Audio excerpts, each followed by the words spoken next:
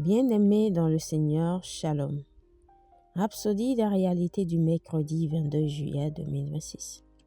Notre homme de Dieu, Pasteur Christ, partage avec nous sur le thème « Le phénomène du salut ». Alléluia. Notre verset d'ouverture est tiré du livre de Psaume, chapitre 27, verset 1.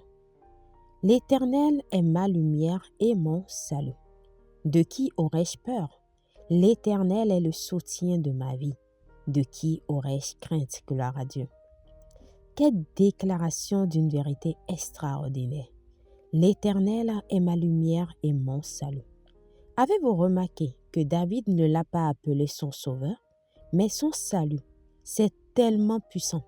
Lorsque vous déclarez que le Seigneur est votre salut, vous affirmez en substance que vous portez en vous le phénomène du salut. Alléluia.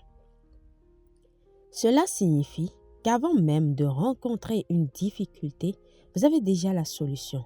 Avant tout dilemme, vous avez déjà la victoire, car vous avez le salut. Vous ne pouvez pas être une victime, car le Seigneur est votre salut. David le savait et a déclaré « L'Éternel est le soutien de ma vie. De qui aurais-je peur ?» Psaume 27, verset 1. Il n'y a en réalité rien à craindre. À plusieurs reprises dans les Écritures, le Seigneur nous instruit de ne pas avoir peur. Pourquoi avoir peur quand celui qui est en vous est l'alpha et l'oméga, le commencement et la fin? Apocalypse 1, verset 8. Peu importe ce qui se passe dans le monde. Hébreux 7, verset 25 dit « Il peut sauver parfaitement ceux qui s'approchent de Dieu par lui. » Ne permettez pas la peur dans votre vie. Ne mélangez pas la peur à votre foi. Alléluia. Quelqu'un vous menace ou vous terrorise, restez imperturbable. Un décret est déjà en place à votre sujet. Vous êtes préservé de la perdition.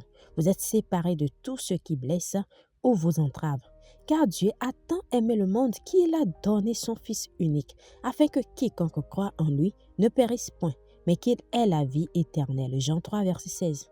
Cette certitude devrait vous donner de l'élan chaque jour. Béni soit Dieu. Alléluia. Prière.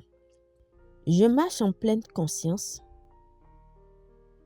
de cette réalité, sachant que je porte en moi la réponse avant même que le moindre défi ne se présente.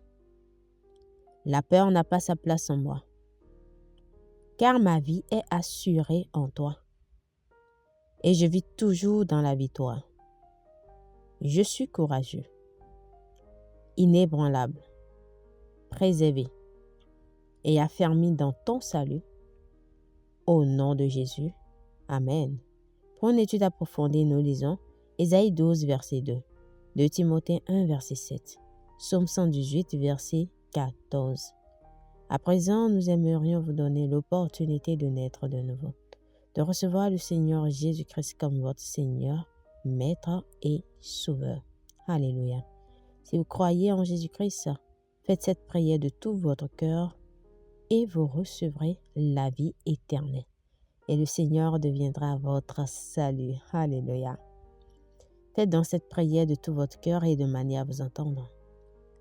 Ô Seigneur Dieu, je crois de tout mon cœur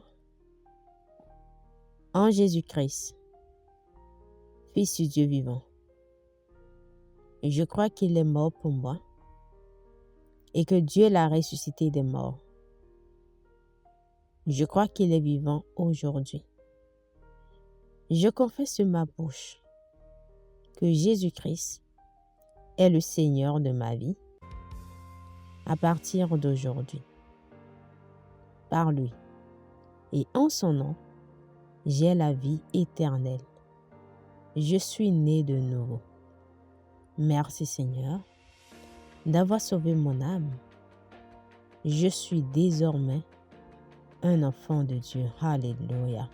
Félicitations si vous avez fait cette prière, vous êtes désormais un enfant de Dieu.